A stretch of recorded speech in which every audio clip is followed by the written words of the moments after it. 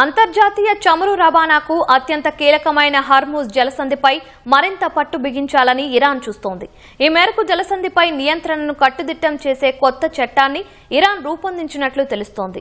ఈ మేరకు Iran parliamentary civil engineering committee chairman Mohammad Rezaei Kouchi ఈ ప్రకటన చేశారు. ఇజ్రాయెల్కు చెందిన నౌకలపై పూర్తి నిషేధంతో పాటు ఈ జలసంధి గుండా ప్రయాణించే నౌకలపై కఠిన నిబంధనలను అమలు చేసేందుకు తమ ప్రభుత్వం కొత్త ముసాయిదా చట్టాన్ని సిద్ధం చేసిందన్నారు. ఈ ముసాయిదా చట్టం తుది రూపం దాల్చే దశకు చేరుకుందని వెల్లడించారు. త్వరలోనే దీనిని ఇరాన్ పార్లమెంట్ ఆమోదించనున్నట్లు రెజాయ్ చెప్పారు. కొత్త చట్టం అమల్లోకి వస్తే ఇజ్రాయెల్తో సంబంధం ఉన్న నౌకలను హర్ముజ్ గుండా ప్రయాణించేందుకు ఎట్టి పరిస్థితుల్లోనూ అనుమతించరు. ఇరాన్ శత్రుదేశాలుగా పరిగణించే దేశాల నౌకలు ప్రయాణించాలంటే ఆ దేశ జాతీయ భద్రతా మండలి నుంచి ముందస్తు అనుమతి తప్పనిసరిగా తీసుకోవాలి.